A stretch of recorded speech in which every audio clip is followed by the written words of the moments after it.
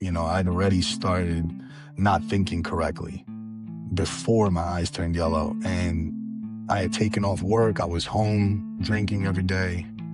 And when I woke up and saw my eyes being yellow, I freaked out, had a little bit of a mental breakdown in the bathroom, and was scared for my life in that moment. Took a couple shots to kind of calm down my hyperventilating and shit.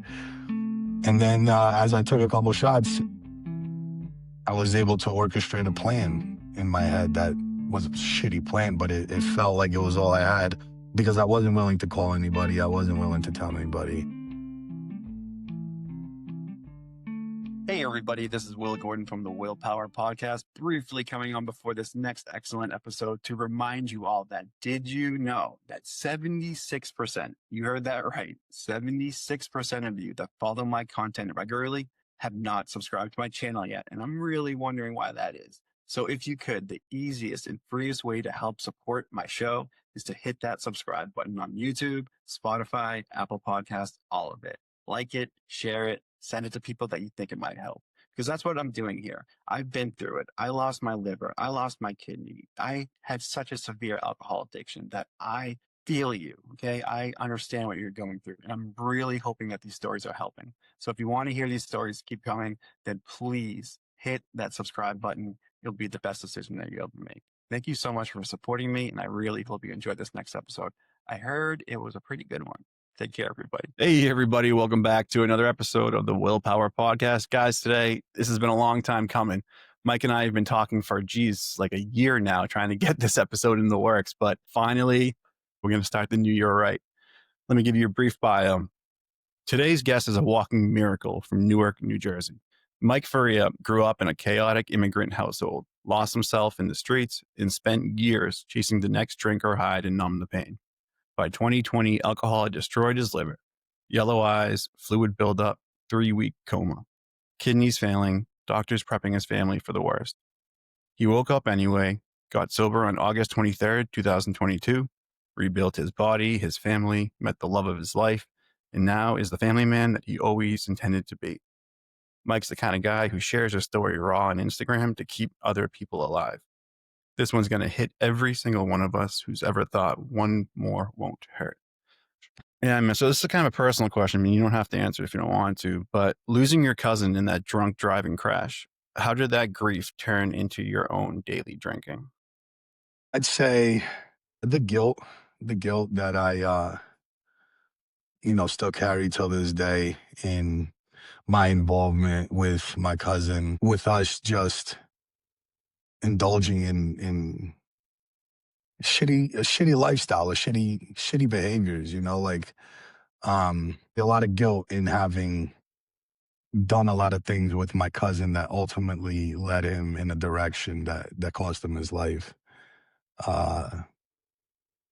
And even though we were the same age, he looked up to me and did a lot of the same things that I did. And he was a very smart and intelligent person. And I kind of guided him with me out of that direction and kind of this chaotic, drug and alcohol driven lifestyle. So that's when I really felt like a piece of shit. I almost felt like it should have been me, not him. So I really started drinking hard. I was drinking a lot before, but this was when I just felt like I had nothing to live for after he passed away. So I drank every day to kind of cope with it. I was drunk when I found out he passed. Man, shit.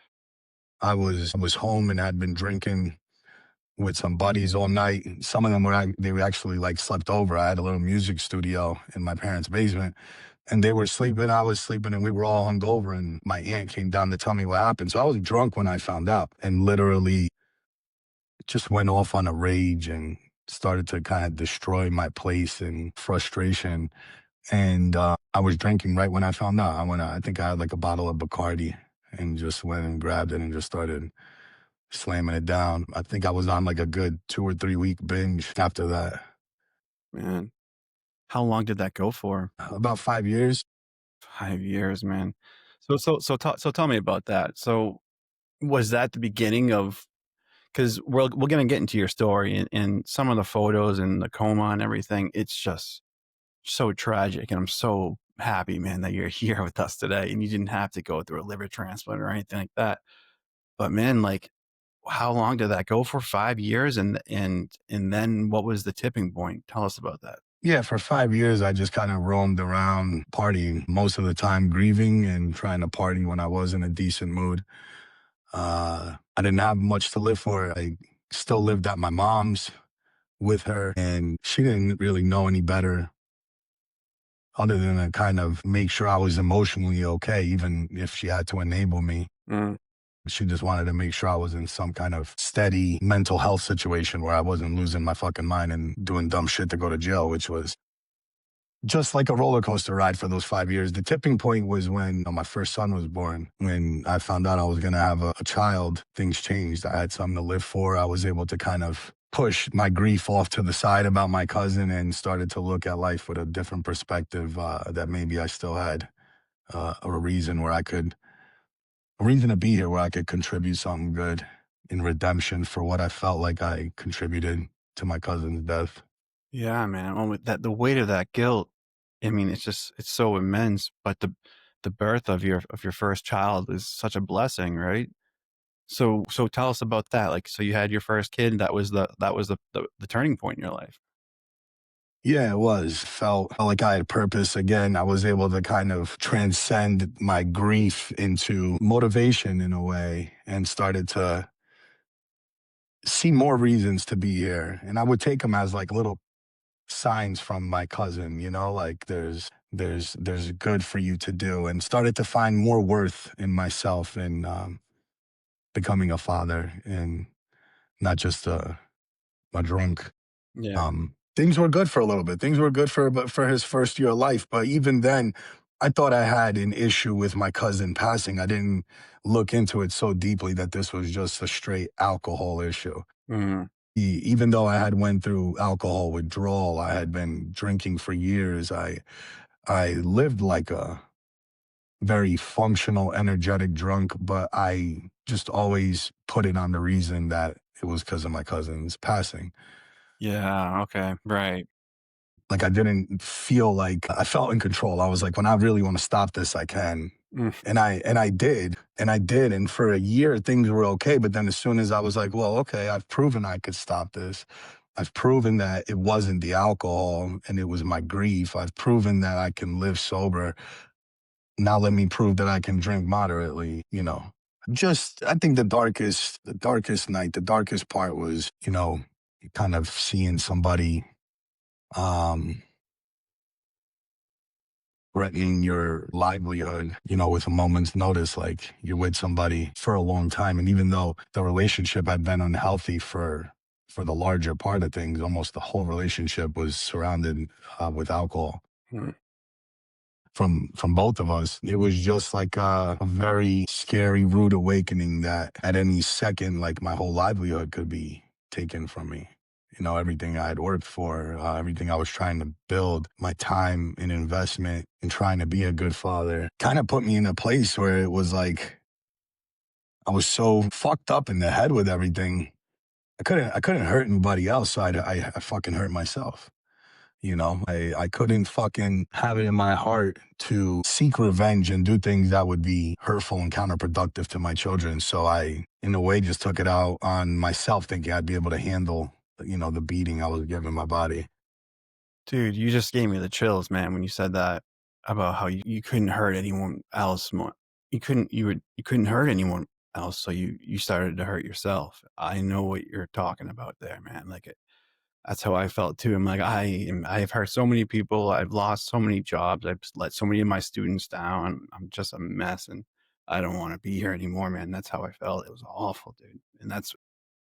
And anyone listening, watching, man, when you get to that point, not even to this point, but if you are in this point and you're thinking that kind of thing, man, there's always help. There's always support out there. SAMHSA Hotline is just an amazing one to look into if you are struggling. And I'll make sure to put that in the show notes. So, man, yellow eyes overnight, vomiting coffee grounds, your kids watching, the paramedics drag you out. Walk us through that morning. That morning, I remember being woken up by my oldest son, Jaden. trying to hand me the cell phone, saying my mom was on the phone, and I was so weak I couldn't talk. And I don't know, man. I almost felt like I was on fucking magic mushrooms. Like I felt like I was tripping. Everything was so surreal and felt real, but not quite real. I was having a very difficult time breathing. Breathing was taking most of my physical energy just to take in a couple of small breaths. Was that breathing because you were so like full of ascites? Yeah, I was so full of this like fluid in me that the weight on my Yeah. chest and my body was just, man, it felt like another human was like sitting on me, like sitting on my chest. And that's the struggle to breathe was difficult. Getting up was difficult. Me moving from the couch to make it into the bedroom I was in, getting up was a fucking struggle because I had this massive barrier between my upper part of my body and my legs. Yeah. It's It's crazy, right? Like we're like there's only there's a select few of us on this planet that knows what that feeling is like, just how uncomfortable it is to just be itching in your own skin, literally itching in your own skin. Yeah. You know, Yeah. God, man. So let's back up a little bit here. So you got to that point, but your eyes went yellow, your skin went yellow. You got yourself into a coma, man. So like, what was that stretch like up until this very intense moment in your life? My plan at that time, because of everything that was happening with the person I was my partner at that time, I was trying to get sober in a way of like my old weaning off alcohol routine. Like, let me drink and slowly come off in the next Yeah. couple of days. I'm going to go from 15 shots to, 10 shots to 5 shots and get myself back together here so that I could figure out a way to have a clear mind and get out of this relationship. Oh, But that wasn't happening. I was playing myself because I was like, I'm going to do this. But little did I know how little sense I was making. The hepatic encephalopathy had already started before my eyes turned yellow. I'd already started not thinking correctly before my eyes turned yellow. And I had taken off work. I was home drinking every day. And when I woke up and saw my eyes being yellow, I freaked out, had a little bit of a mental breakdown in the bathroom, and was scared for my life in that moment. Took a couple shots to kind of calm down my hyperventilating and shit. And then as I took a couple shots, I was able to orchestrate a plan in my head that was a shitty plan, but it felt like it was all I had because I wasn't willing to call anybody. I wasn't willing to tell anybody. So I put some sunglasses on and went downstairs and started to order some liver support supplements from Amazon and thinking, okay, I'm gonna fix this. I got like a week or two. Let me get my shit together. Mike, you just said exactly the thing that I did too. The second I noticed my eyes were like, I knew this was happening. I could see the tint coming in my eyes. My skin was getting that little papery texture and in a little hue of yellow. And that was the first thing I went in and I got like a really expensive, like $100 liver cleanse juice box set. And I was crushing them as fast as I could. I was going into teaching, working. I was just like in between the periods, just like drinking these things. And I was like, please fix my body. Please fix my body. But the damage was way far along. There was no saving me at that point, man. So 3 weeks in the coma, man. Let's get into it. What's the first thing you remember waking up to, and how much weight had the fluid packed on? I put on like about 100 pounds. And I was being drained in my coma. And I know at one point they had talked about a procedure of just splitting my stomach open to relieve pressure from the Wow. acids. I've never heard that. Yeah, they were like, the buildup of pressure was building up so high at at the first hospital I was at. They were like, if it keeps getting higher, we're gonna have to cut him open to relieve some of this pressure in his stomach. So when you were in that coma, they were doing just like paracentesis procedures, like, and you weren't, because you were in a coma. Obviously, you weren't, conscious. But is that what they They were doing? Yeah, they were doing them like, I woke up, I had holes on the sides of Yeah. my stomach, and then I had them on the lower parts of my belly too. So I think it was like 4 holes altogether from different places they were draining me. Now that's wild, man. That you woke up with holes in yourself. So when you woke up from the coma, like what was the first thing? Like what was the moment? Were you conscious even, or were you just so out of it? The first thing I remember in slightly coming back was being extremely thirsty Hmm. Like my tongue felt like fucking sandpaper. The inside of my mouth hadn't felt like no liquid had been in it for forever. Like Yeah. I had no saliva. The walls of my mouth, everything just felt like a cat's tongue. Like it felt completely dry, and I couldn't speak because I still had, when I was coming in and out, I had this fucking I was intubated, and the nurse had brought me like ice and put it on my lips. That was like one of the first things I remember. She put some ice on my lips, and it was like amazing. It was the most amazing thing in the world, just having this fucking ice cube melt into my mouth. The next thing I remember after that was waking up to them pulling out my rectal catheter. Is that what it would be called? Yeah. Yeah. Yeah, man. And that was no fucking joke. I never felt anything like that. I Was can't even fucking, imagine how, because I got a couple catheters put on, but not a rectal one. That must have been this shit was insane because it was like a group of people working to get this shit out. And I remember, how painful it was, except I couldn't really express anything because I was still had a tube down my throat and I couldn't really move. And after that horrible experience, I woke up to my mom and some cousins around me trying to feed me lasagna. I have like a little clip of it. That was like when I was actually coherent and waking up, and they were just all around me, and I was like, fuck. I just woken up, and my mom and cousins were around me, and they were trying to feed me some food. Those two things, when I woke up, hunger and thirst being more, was like just amazing, man. It was like I was just like a baby having milk for the first time. That's how drinking water felt. Yeah. So, dude, doctors said that your liver was done, but it came back, which is just a fascinating part of your story. And I really want to get into that. When did you first believe you weren't going to die?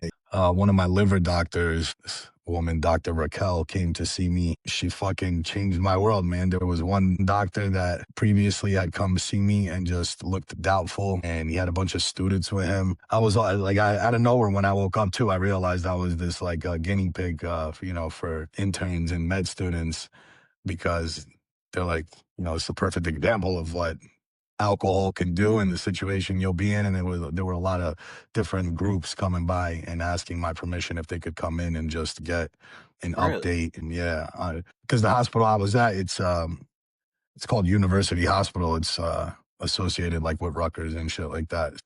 A lot of students were coming by.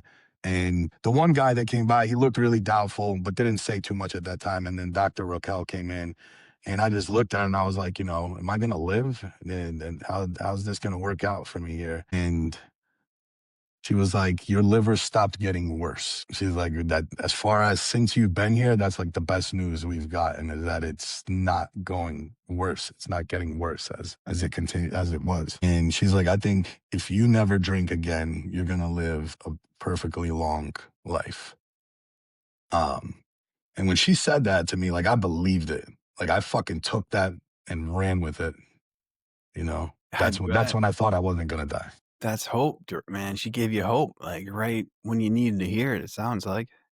Yeah, she did. She was like an angel, man, because honestly, I don't remember her doing anything to me. I don't remember her doing anything other than passing by to check on me from time to time. And when she would just light up my world with hope every time she'd come by. Isn't that funny? As you're talking and saying those things, I'm thinking back my own journey here, and that's so true. There were so many people that were so important that were popping in, popping out. And I'd be like, oh, well, why'd that person just leave? Well, they just said that nice thing about how I might not need to get a transplant or whatever. And then one doctor would come in and say something completely different. But then there were those people like behind the scenes doing all the work, checking the labs, like, seeing if there's a possibility of, working on my behalf. But man, like those rays of hope are so important. And I feel like when we're going through, or anyone watching, listening, going through something like a severe alcohol use disorder, and you're at like your wit's end and you don't think there's anything left, man, those sprinkles of hope are so profoundly beautiful and meaningful, because it gives you an extra breath, an extra sense of relief that this might not just be the end just yet, Yeah, it was So everything. yeah, man. Yeah, man. So tell us about that. So like they said that your liver is not getting worse. I don't know how keen you are to like the number game and like your labs and your meld score and all that kind of stuff. But if you do remember any of that kind of stuff, like, is there anything you can like share with us? I have it in my medical paperwork, and I think I've posted it before, but my meld score was fucked. I think it was like 2 or 3 points away from as high as it could be. Wow, that's crazy. I can't remember what the range was, if the range went to. It goes to 40, but so Yeah, I was just yeah. gonna say 38. It was somewhere up there that Wow. it was fucked. Like, I know I was definitely fucked up, man, and that's why, like, it kinda confuses me sometimes why my liver took a turn and didn't stay fucked, because it was, like, when I tell you it was fucked, dude, it was fucked up, Yeah. like. I mean, if it was that high, brother, like that's a miracle what happened to you. I mean, that's nothing short of a miracle. If all of a sudden you're at that high of a level and then a doctor comes in and says, "Hey, Mike, like it's not getting worse, man. It's not getting worse." Like that's just it's incredible. It's just incredible. So when you were in the hospital and you went through all this and then what? Tell me about like what happened thereafter. Like this is the part of the story that everyone's fascinated with because you didn't have to get a liver transplant. So what did you do? Like what did you change in your life to make that a possibility? At the hospital, they had me on, 2 medications, and I'm sure you're probably familiar with them. One was lactulose, and cefaxin Hmm. was another one. And then they also had me doing these IV infusions, where they put a port and a line that ran to my heart. Um, because at that time, from the alcohol, I had damaged my large intestinal wall, Mm. and that was like giving birth to my diverticulitis. I had shit going on with that at the same time. But those medications, I mean, I know they're given to a lot of people, but when I was at the hospital, it really felt like, I mean, there was one day that I went to the bathroom like almost 30 times because I had like a little patch on my lower back. And every time I went, they would put a strike to keep count of how many times I was going to the bathroom. That's that just brought back that same memory. I don't remember them doing strikes on my back, but I was so fucked up. I probably don't remember it, but I was doing the same thing.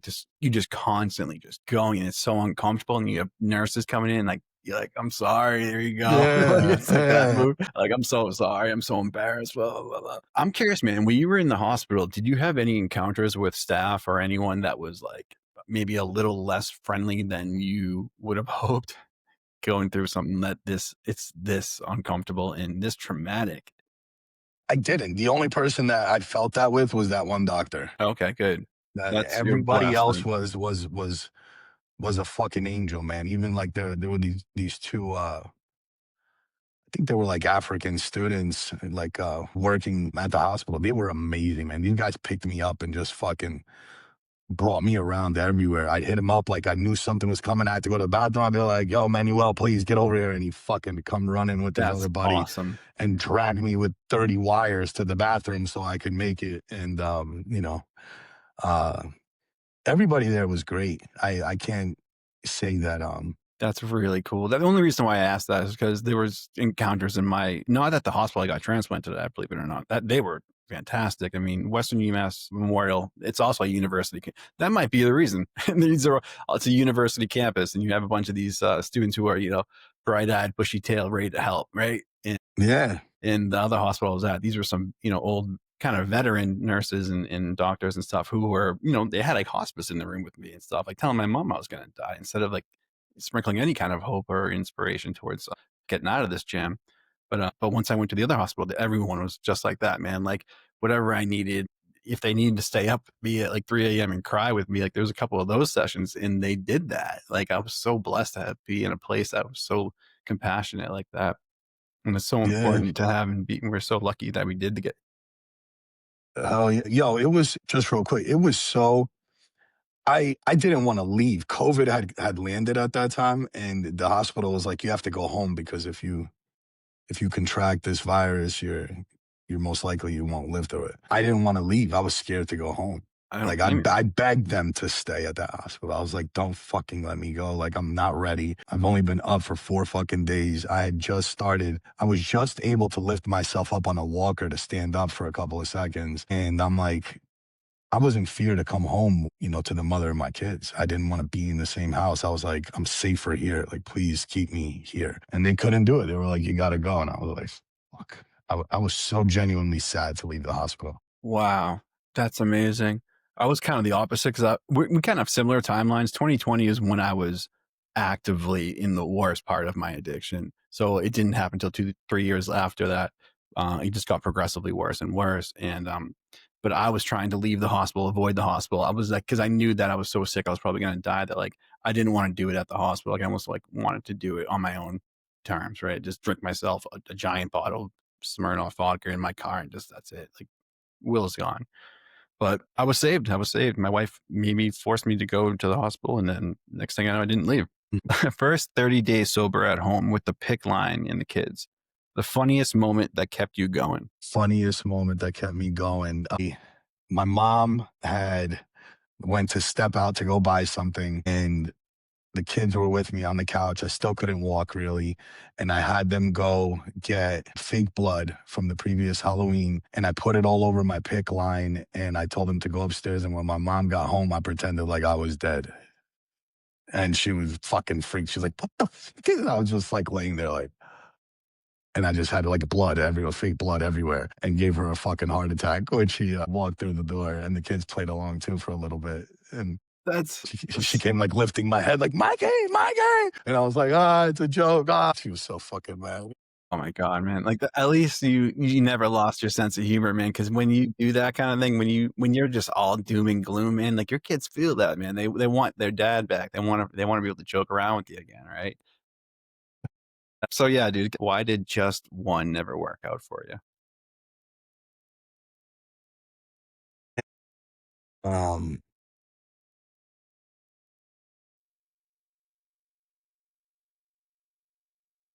you can do this, but you can't do it alone, man. You can't, like you can do this. You can get out of this, but the odds of making it out alone are not good. And I really feel like and an ultimate purpose of sharing my story is like, there's just so many people that did not get as lucky as I did to not seek help and be dragged into the ER and dragged into your life being saved, because that wasn't my intention. I really didn't look for help, nor did I want help. And I refused help when I got here. That's the biggest message, is like, you can get out of the worst situation you're in, but you can't do it alone. Mike, you just nailed it on the head, man. You nailed it on the head. My whole drinking career was me with such an ego and so much hubris. I can figure this out. I can do it. I can do it. I will figure this out with moderation, with drinking on Tuesdays instead of Wednesdays and Saturdays instead of Sunday, whatever, just making excuses left and right, thinking I could do it on my own, man. You just can't do it on your own. You need support. You need accountability. You need someone's hand to hold. You need someone's voice of reasoning. You need that quiet, compassionate dialogue with someone that you trust and someone that's been there. That usually helps a lot. So, buddy, good stuff here. New wife, baby. You just had a baby. Yeah. New wife. You got to do a baby. You're happier than ever, man. If drunk Mike could see this life, what would wreck him the most? How simple what I was running from really is, surrendering. If he would be able to see me surrendered today, um, in what looked like an impossible task at that time, I think that would wreck him. That, like, there's a saying, right? It's like, when it comes to addiction, we're locked up in this hell that only we have the keys to open the door and get out. It's like being locked in the room, but the lock's on the inside. It's not on the outside. And it's really not that, it is that hard to get out, but it's not that intricate. Like the lock is on the inside and we have access to unlock it and leave that hell. And I think that would wreck my previous self in saying, fuck, man, like the lock was inside the whole time. The lock was inside the whole time. That's damn right. It's inside of us. We just need to do the work to get it out, right? We need the combinations inside of us. It's just, in my experience in these past 3 years, I feel like the more self-love we can give ourselves in forgiveness and just kind of not being so hard on ourselves and beating ourselves up over this thing, and approaching it that way is very healthy, because then it makes it a little lighter, opens it up, and opens up our thinking in a way that isn't so cruel to ourselves. And now we can actually start loving ourselves back instead of just trying to kill ourselves. Let's be honest. That's right. Because in my alcoholism, man, I really thought I was helping myself as best I could given my circumstance. Like I really thought I'm doing the best I can here, hold myself up from drowning, and realizing a lot of things today that I was more so like in an abusive relationship with myself, kind of keeping myself captive. I'm like, it's like I was like the abuser and I was the abused. Mm, And like Stockholm syndrome, right? It's like you learn to love your abuser and you learn to find safety in that realm of comfortability, even no matter how hellish it can be, you feel safe there and you don't run from your abuser. You kind of stay. It's like Stockholm syndrome, and you realize like, fuck, I was just loving the abuse, loving all the hurt I was causing myself, thinking I was helping myself. It's like only today I can see I can see what loving myself is a little bit better. that's beautiful, man. So what's life like for you now, Mike? Beautiful, hard, difficult, happy, sad, frustrating. It's all the million emotions I had before, but it's just so much more pure and intentional and purposeful. It's like life's hard sober and recovery's difficult, but the gift of clarity and the gift of being able to have clear intentions in what you're doing is so heart filling for me. Like, no matter how difficult things get, I know what I'm doing. I know what I'm trying to accomplish. And it feels great to not hide anymore. Like I don't need to hide anymore. I feel proud even in my worst problems today. Um, in comparison to how miserable and shameful I used to feel. We're so similar, Mike. I mean, the way you just explained that, that's exactly how I feel too. Like sober sucks still. It sucks. Everything sucks kind of still. Like there's really tough moments. Like yesterday, I had to go. I almost had to go pop into a meeting really quick because things were getting really, really, really difficult.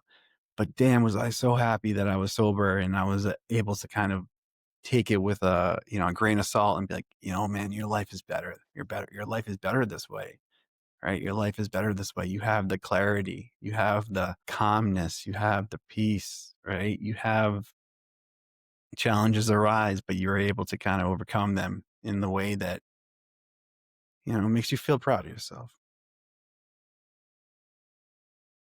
You have this, it feels like we build this resume with ourselves, and my resume used to be a shit one when I was an alcoholic, like when I was drinking actively, drinking all the time, where I couldn't trust myself, I couldn't depend on myself, I couldn't take my own word for shit. Mm-hmm.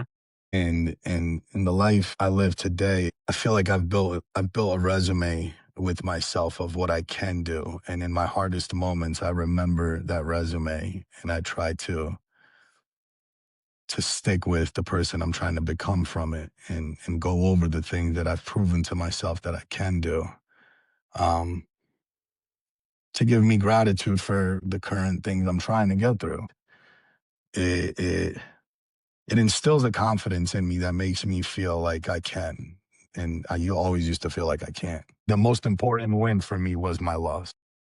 That's so profoundly beautiful. Well, Mike, this has just been a fascinating conversation, man. I'm so lucky that we finally had the opportunity to sit down and talk man to man about something so traumatic like having an alcohol use disorder. And I'm so happy you came out of that coma. And I'm so happy that you changed your life. You became the family man that you're always supposed to be. You just did it all, man. You did it with grace and compassion. And I applaud you for that, man. I admire all the work that you've put into this thing. And I'm glad to know you. I'm glad to know you too, man. I admire you too, Will. You're a fucking soldier, dude. You went through a lot, a lot of shit that most people, even including myself in my experience, couldn't imagine. So don't don't don't ever just suppress your beautiful story, dude. It's like that's a badge of honor. That's like it's not only a miracle to share, but it's like your miracle to always uplift yourself. That such Thanks, a man. such a beautiful imperfect disaster could just fucking like shift worlds, man. It's crazy when I think about who I was 10 years ago to where I am now. I'm so proud of myself, man. Like there was so much work to get to this point now. And the work's not done. It's still difficult. It's every day is hard, but It, it's there's meaning behind it all and there's clarity behind it all. And I love every second that I get with this second chance of life. it's a gift, my bro. And one thing that I get scared of sometimes that I've said in my head, it's like, man, I don't want God to be running back at me with another gift so soon, Mm. because Lord knows that like this most important thing that happened in my life is the most precious gift I received ever because of how it shifted the way I think. But at the same time, I have to stay optimistic for the future that anything else I suffer through is just an attachment to that gift and anything I need to grow from. That's really well said. Yeah, I'm with you on that one, man. So, Mike, this has been fascinating. I love talking with you. I feel like we can do this forever. If people want to find you, like reach out, get your story, what's the best place to reach you? Your socials and such? A Jersey Mike with a Z, wherever on all of them. Jersey Mike with a Z. Jersey Mike with a Z, and he's crushing it, guys. Like his content is just so inspirational. It makes whenever I see anything that you post, Mike, I'm like, ah, man, I gotta do it too. I gotta do something to, fire myself up, get that inspiration back in me. So thank you for inspiring me every day too, buddy. You keep me sober every day as well. So thank you so much for doing that, guys. Thank you so much for watching this episode, listening. I hope you all have a terrific start to your 2026 year. If you are struggling, you need some extra help or support, in my bio on my YouTube page is a Calendly link. You can do a free 30-minute sober mentoring session with myself, free of charge. It doesn't cost anything. We see if we gel, and if it works, that's great. And yeah, guys, reach out on Instagram at the Willpower Podcast, TikTok, Will Gordon Sober, and yeah, everywhere else too, Apple, Spotify, everywhere, guys. Like, subscribe, and share. That would just mean the world to me. So thank you so much, Mike. Thanks so much for coming on, man. It's just been a fantastic conversation. And thank you everyone out there for watching and listening. Thank you, my brother, and Happy New Year to everybody. Happy New Year, guys. Take care, everyone.